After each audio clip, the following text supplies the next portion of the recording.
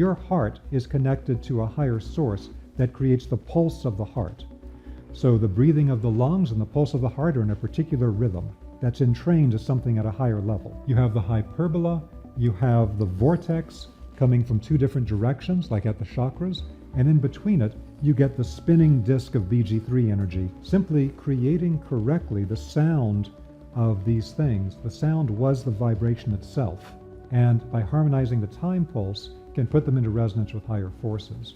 So this is a core part of uniting the different parts of the ancient Egyptian temple science and other old traditions, connected to the Shakti concept of the Himalayan tradition. And what it actually does is it is the carrier wave that sends all the other energies. It was found by the French it could penetrate thicknesses of lead that could not be penetrated by X-rays. And so they were fascinated by it. And so in applying the negative green carrier wave energy, it is what inside the physical body actually moves the energy from one location to another, makes the organs work. And it also sends things from one system to another system. It is what conducts the energy in the energy meridians of the body, like the acupuncture meridians from the Chinese tradition. It is the foundation of sexual energy and vitality in the body.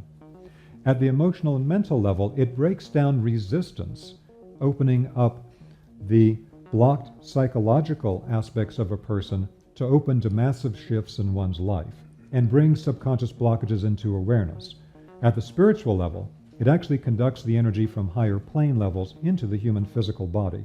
And the more spiritual activity a person does, blessing, prayer, meditation, etc., the stronger this vibration is from their energetic field. All of our modern technology is based on cracking two codes: the code of the spectrum of electromagnetic energy and the code of the spectrum of physical matter. We call the spectrum of physical matter the periodic table of elements, based on the work of Mendeleev in the late 1800s in Russia. Now, once we cracked the code where we identified every aspect of electromagnetic energy and every part of physical substance in the world, at that point they could put the two together. So all of our modern technology is based on knowing what exact elements from the periodic table to match with what frequencies from the electromagnetic spectrum. And that's what makes your cell phone work. That's what makes the lights work at your house. What makes your car run. Everything is based on a combination of these two things. But, as we often describe in the work of biogeometry, what they left out was the focus of every classical tradition, because it's only been the last couple of hundred years that modern science and medicine has only focused on the physical plane. Before that, every classical tradition focused on the level of vital life force and higher consciousness above the physical, and they manipulated those energies to be able to do things on the physical plane. They actually worked at the causative level above the physical that actually gives rise to the physical level itself. Today we manipulate the physical directly, the physical and the electromagnetic. There's often a confusion about vital life force being electromagnetic energy, and I don't believe that's actually the case. I think the best solution to this was given by the great Rosicrucian teacher Rudolf Steiner, where he described the way that the vital life force, which is the foundation of every classical scientific and healing system, is at a level above the physical. And that is like what was referred to as scalar waves by Nikola Tesla. And these higher energies from the vibrational level, referred to as the etheric in the Greek tradition, referred to as chi in the Chinese tradition, ki in Japan, prana in India, etc. Every tradition had a name for it. That energy penetrates down into the physical and animates physical substance. The human physical body without this is a corpse. It animates physical substance, but in so doing it slows down below the speed of light and begins to disintegrate. As it disintegrates, it gets to be retarded Hertzian waves as described by Tesla and becomes the electromagnetic spectrum. So the problem is that we've created a new technology that's very powerful for manipulating physical structures, but does not take into account what the effect of the vibrations from these are on actual living beings, because the actual living aspect of biological life has been stripped out of modern biology. You're not allowed to describe it. If you try to talk about life force in modern biology, they will say that you are a victim of the vitalist fallacy, and they will have nothing to do with you. So the knowledge of thousands of years of observations and particular techniques in Ayurveda, Chinese medicine, Mayan healing, all types of traditions all over the world have been completely cast out. But now, with having identified in modern times the electromagnetic and physical spectrums, the French succeeded in identifying the vibrational spectrum, the level connected to the vital life force itself. And that became a foundation for the creation of modern biogeometry. Now, some of this was connected to the knowledge in ancient Egypt, but it's in a new form. Dr. Ibrahim Karim demonstrated that through applying a simple geometric form to biological life, he could change the life functions in a biological system through very simple geometric forms. And one of the big discoveries of Dr. Karim is that one thing I identified is that the French vibrational spectrum of the 12 bands, each of these bands has a very particular power, and that power is a polarized power. Some are more yin, some are more yang. Some are more activating, some are more sedating. But he said there's another power, and that is the power that is beyond polarity. That is the power of the original singularity, of the original center, the energy of the unified source of all creation that is beyond polarity, where everything is one. And so then he began to apply these vibrational methods that the French had pioneered in modern times based on their inspiration from ancient Egypt. And he then found a way to be able to identify the vibrational characteristic of that energy of the center, of that original unified source, the energy that harmonizes and balances all living energy systems, not through applying an opposite polarity for polarity balancing, but by directly activating the center itself. And he found that one of the hallmarks of that vibration from the center is a gold vibration. And that classical traditions consider this gold vibration to be the source of physical gold. Physical gold, as everything in the physical plane, is a crystallization into physical matter of a subtle vibration from a higher level.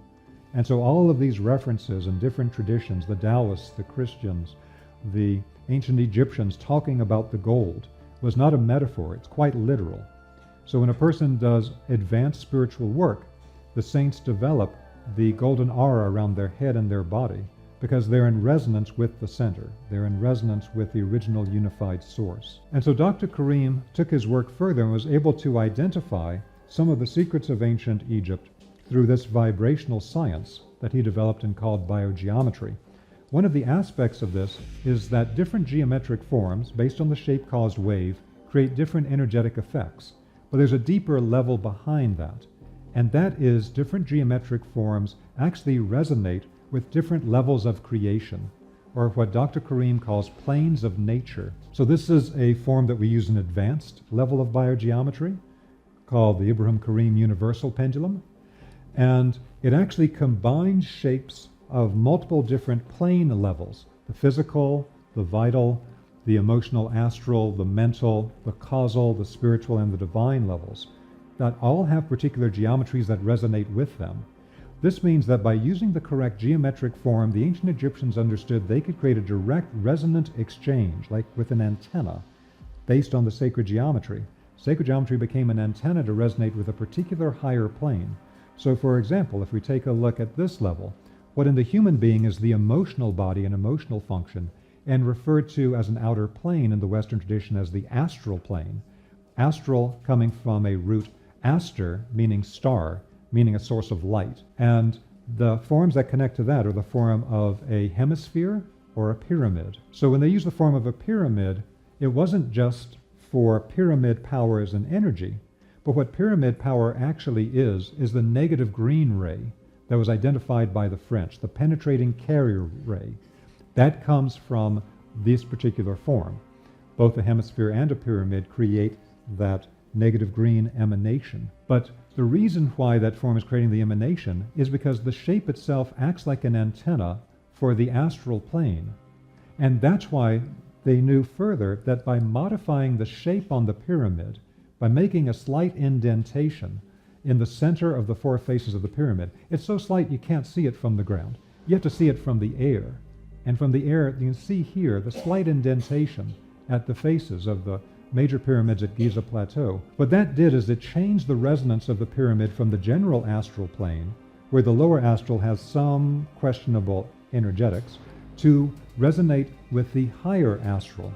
And when you do that, it cleans up the energy that's being projected by the pyramid. So one of the great secrets is the geometries act like antennas to resonate with higher planes of creation, and then as a secondary effect, they will emanate through the shape-caused wave a particular vibration that is the result of that particular connection. And they knew enough about it, in fact, to work not just with the general negative green ray, as we see here, but actually to work with sub-bands or sub-energies inside the general band. So the placement of the king's chamber inside the Great Pyramid is not in the exact middle where you might expect it to be. It's not in the middle. It's about 6 degrees 15 minutes off of center.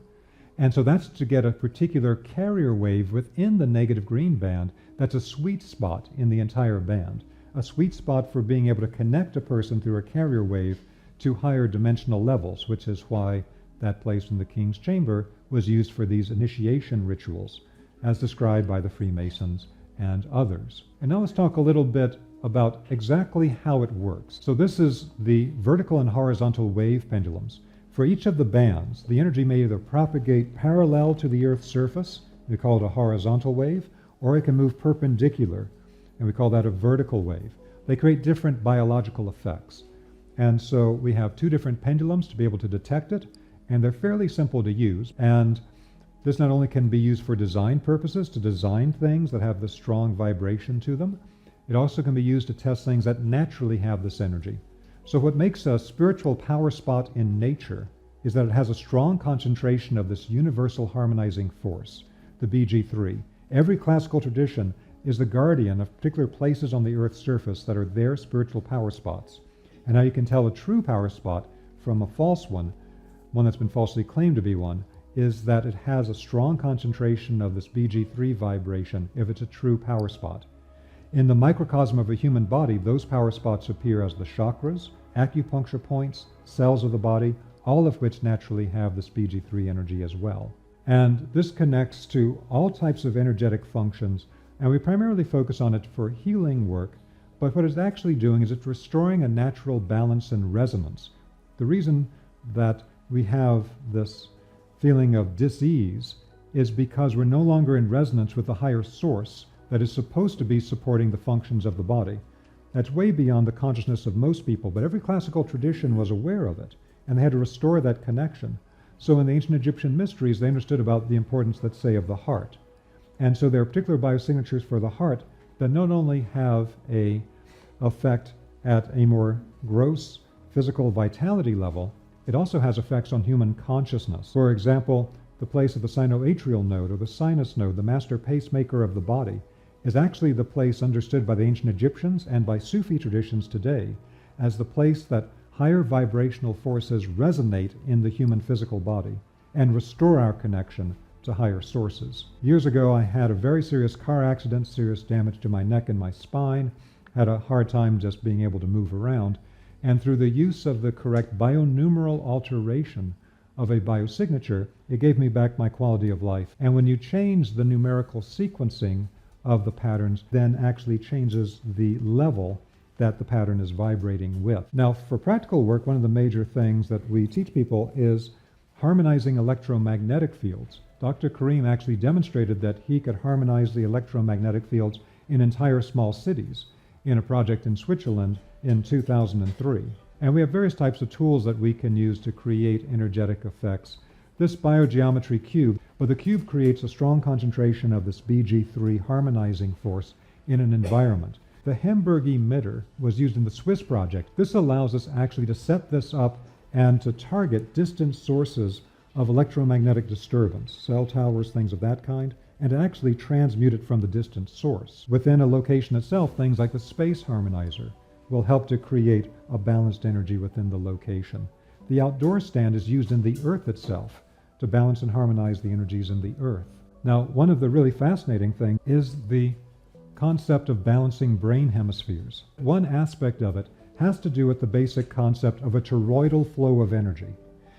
Now, one of the things that I learned over 30 years ago, based on my work in the U.S. Marine Corps as a nuclear biological chemical warfare specialist, that then led to my studying geometric forms in biology, chemistry, and physics, and then into the work of finding the same patterns in classical traditions for healing and spiritual development, is that whenever you start working in a body of work and people start talking about a torus structure and they start talking about vortex patterns, you should pay attention, because these are core energetic patterns that all creation are based on. So if you get a sphere, open it up top and the bottom and get energy to move through the center.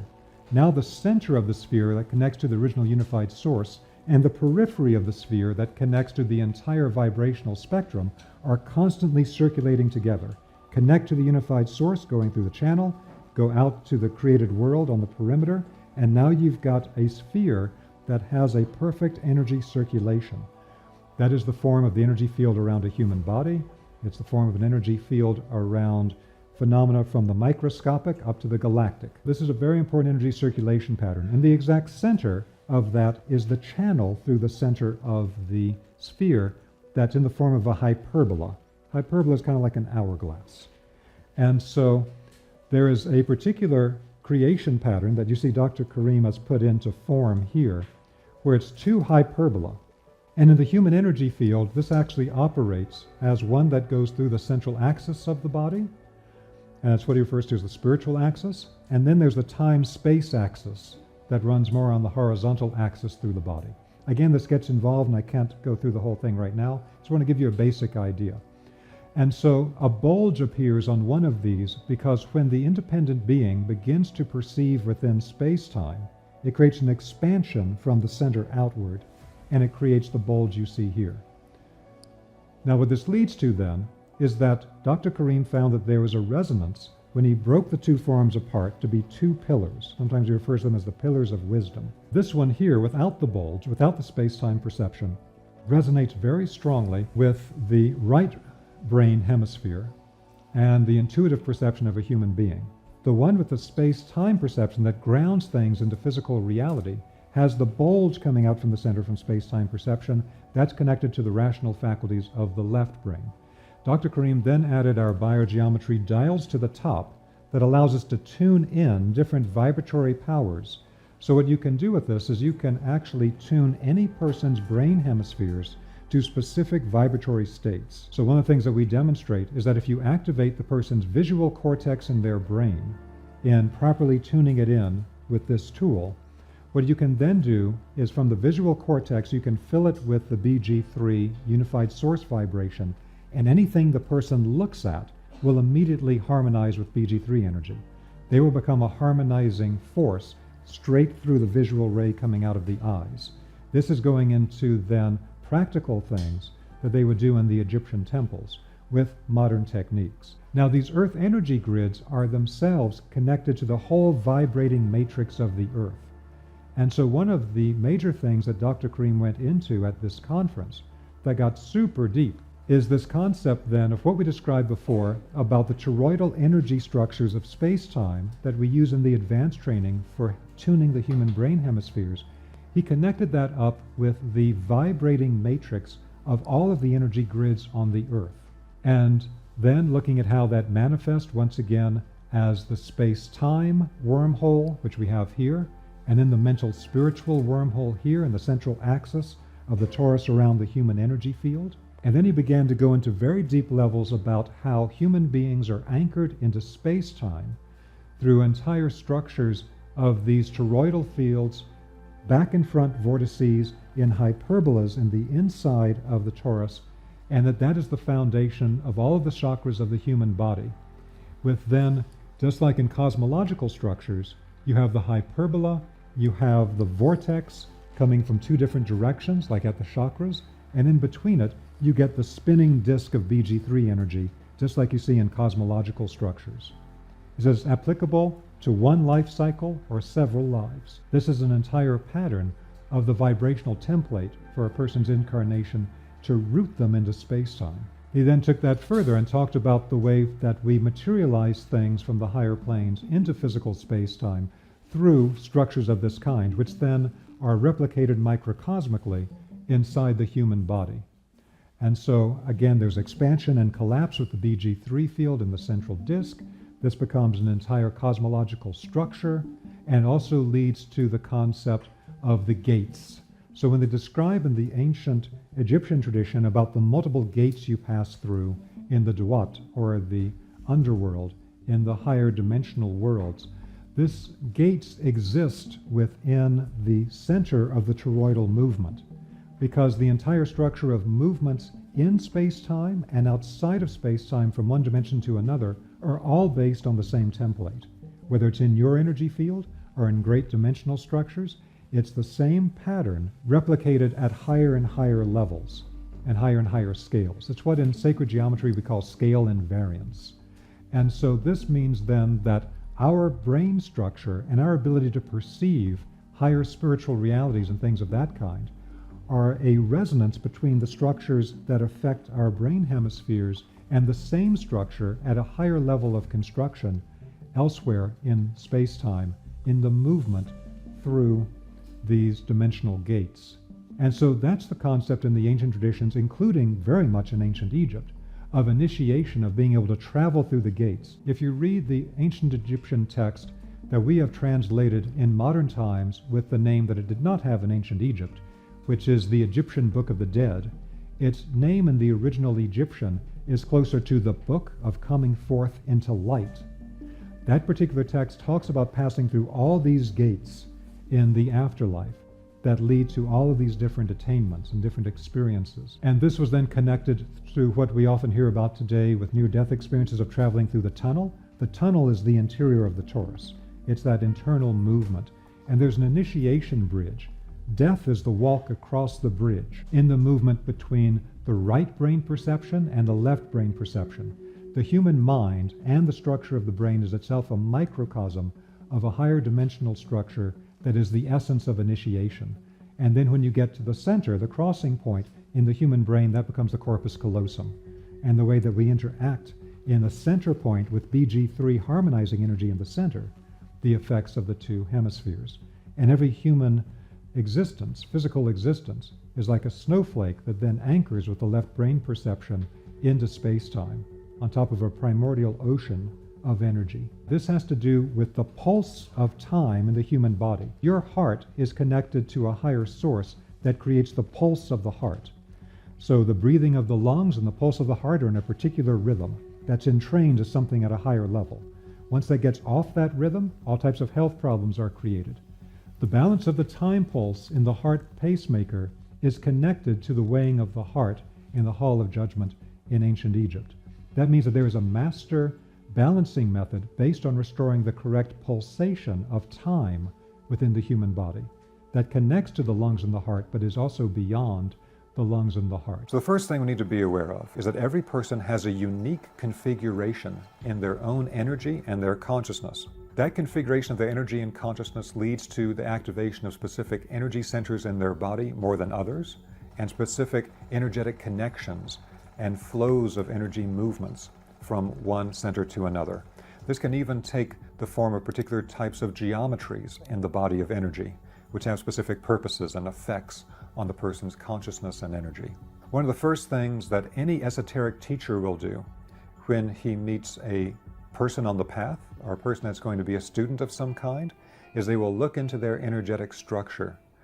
Because the person's energetic structure reveals their level of maturity, their present capacities, and all spiritual teachers know that a certain stability and crystallization of parts of the structure of a person is essential in order for them to be able to understand and work responsibly with higher work regarding spiritual realities. Now, this is a very rich topic with many different facets to it, and we find through karmic research that it's through our struggles and striving and to a great degree suffering that we have had in previous lifetimes that has created what we experience as our greatest strengths in our current lifetime.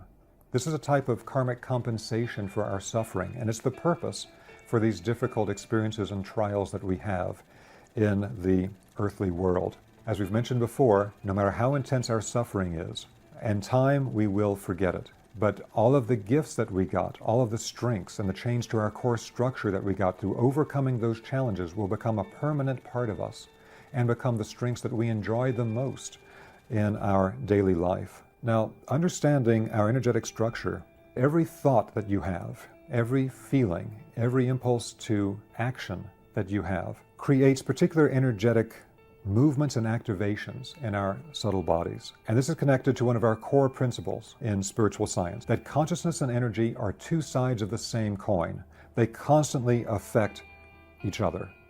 It's a two-way street, in other words.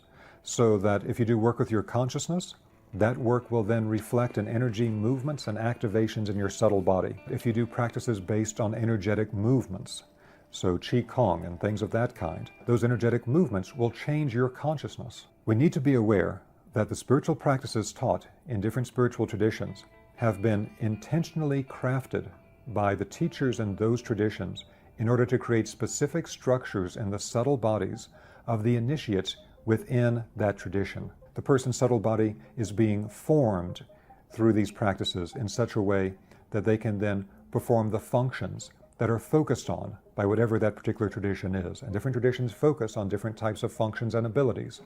One particular tradition will focus on your developing very strong healing abilities with the etheric life body. Another will do almost nothing with that, but will focus on being able to discern higher spiritual realities at the astral plane and in higher spiritual planes. Through our work in modern spiritual science, we can analyze the different traditions and get clarity about what tradition focuses on what strengths to develop through the practices that they give in their initiation tradition.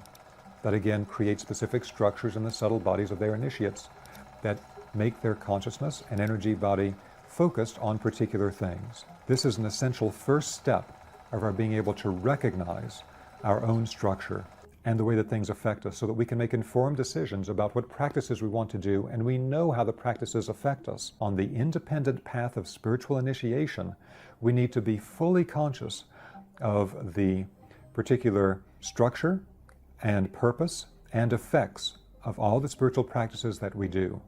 Now, the next few stages that come after this checking into the energetic field are as follows. At the next stage, two of the simplest layers that we can examine in our subtle bodies to get a sense of effects on them are the etheric body level and the astral level. The etheric body level or layer is experienced when you feel vibration or tingling or density or pressure in the subtle bodies. When we say density, it means that a part of your energy body, like let's say around the third eye, feels more dense than the energy around it. When we say pressure, it's like something is pressing in on a particular energetic location in your body.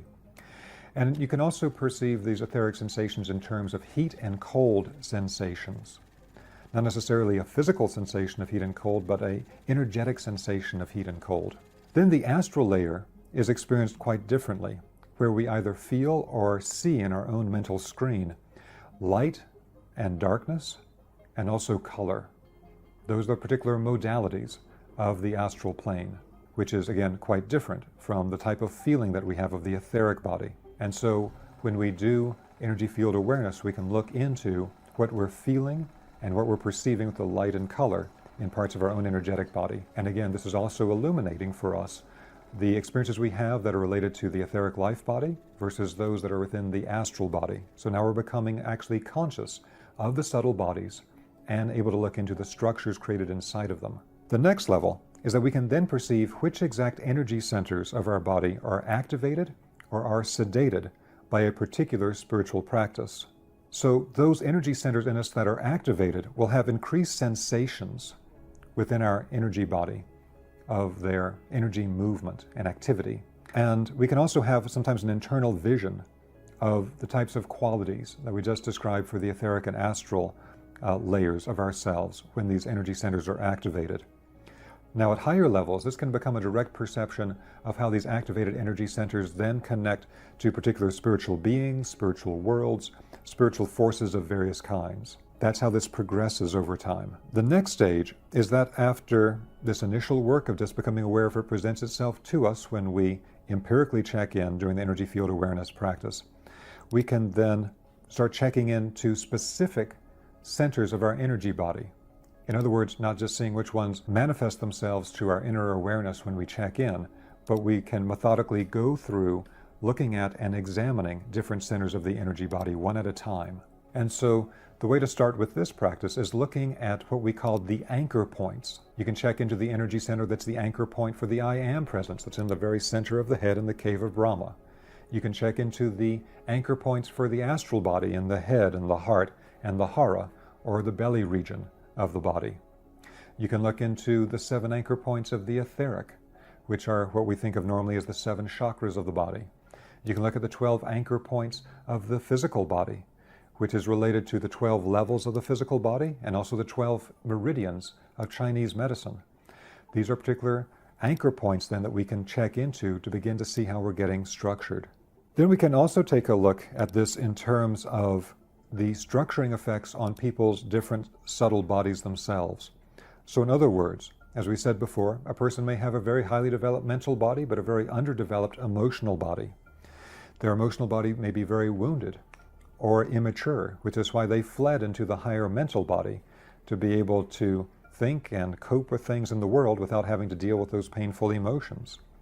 In fact, it's very common that even many Eastern gurus that are presented as very, very highly developed have very highly developed mental or higher spiritual bodies, but still have major issues that are held within the emotional body. We can then, at a next higher level, begin to do more advanced work that actually is most effective after we have done a training in sacred geometry, when sacred geometry is taught as an actual initiation science. When you learn sacred geometry as initiation science, you can start then looking at deeper levels of structure that a person has, and also energetic structures in the world that are based on particular geometric forms that have particular vibratory qualities and have particular effects on consciousness. And so one aspect of this is looking for the geometric forms that are created in the subtle bodies through the structuring process. This can be something as simple as particular triangles of energy that are formed in the energy body, where, for example, 3 activated centers will be linked up together.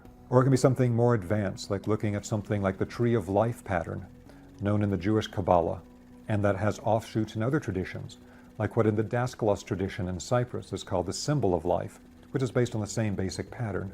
And this is a more complex pattern of 10 energy centers in the body and their energy pathways of connection. As we're looking at this next deeper aspect of studying structure, we can look for these types of geometric structures. But that's easiest once you've actually learned what these geometric structures are and what they signify.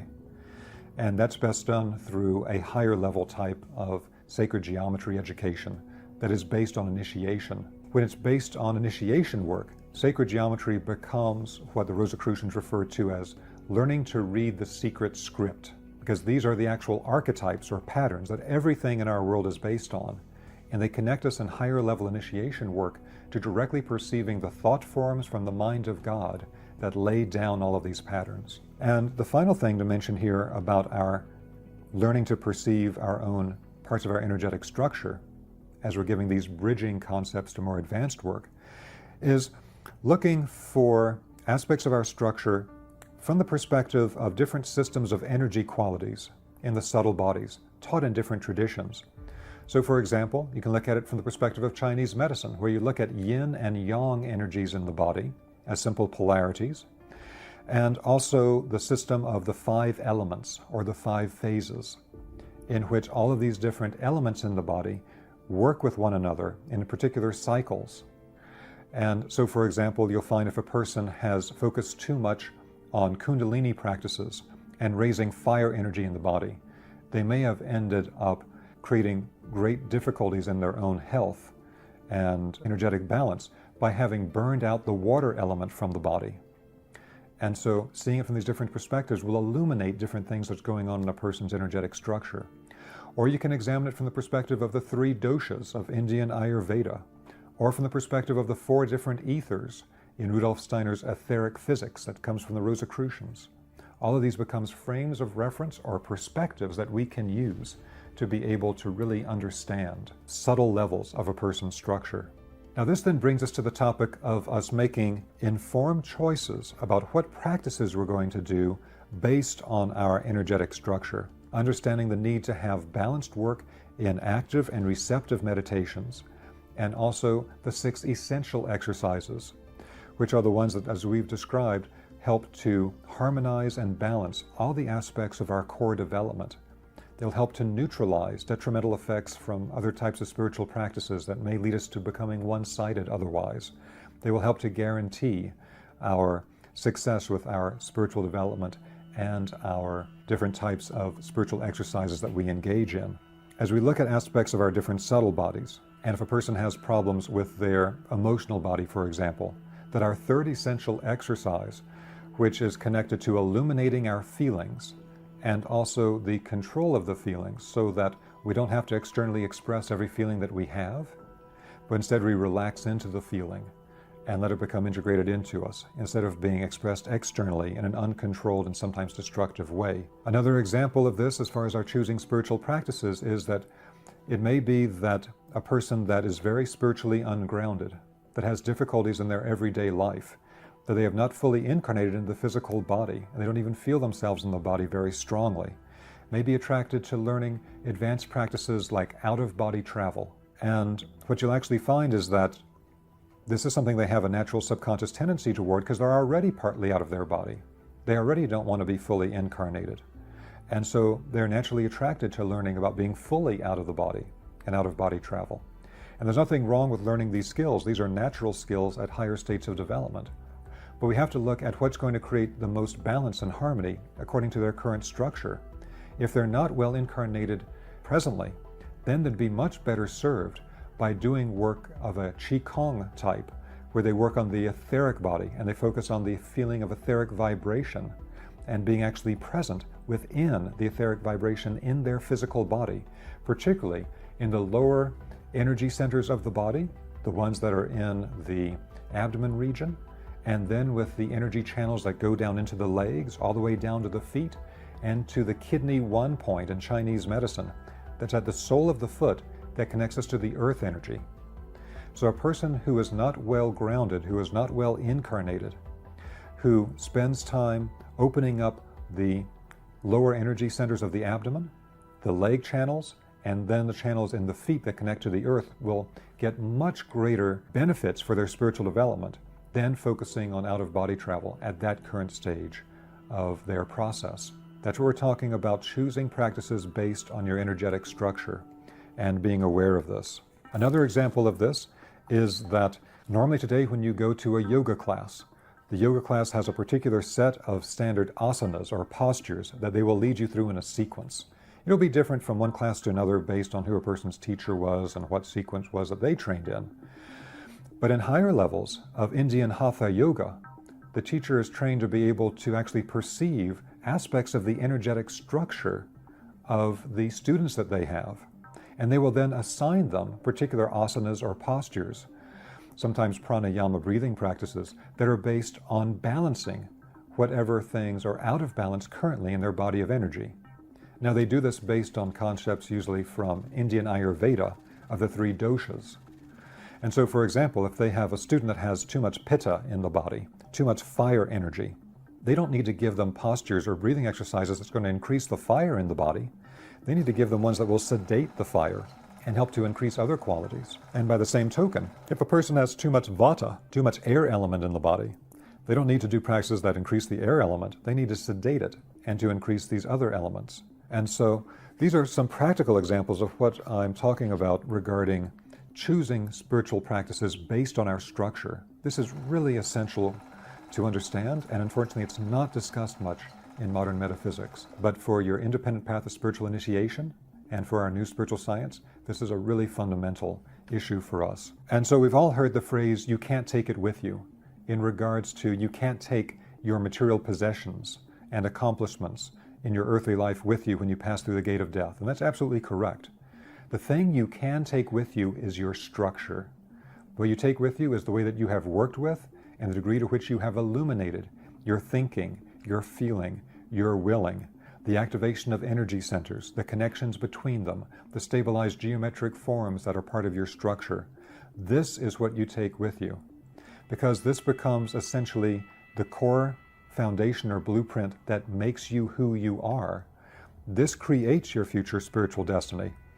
It helps determine what your experience after death is going to be, Are you going to be primarily unconscious and have to be guided by higher spiritual beings through the afterlife and back to your next life, like a person who's deaf, dumb, and blind in the physical world because you don't have fully developed organs of spiritual perception because you didn't work on them during your earthly life? Or will you be able to be more conscious and more autonomous in that after-death journey and returning to the next lifetime? It'll also help to determine things like what spiritual realms and beings you're attracted to and that you go through in this after-death process, and what you're attracted to and what you get as your life conditions in your next incarnation.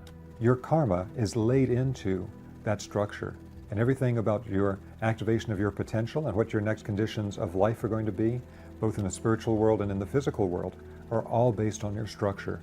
That's why this is such a vital topic. And this work on our structure can most effectively be done while we are physically incarnated and conscious in the physical body.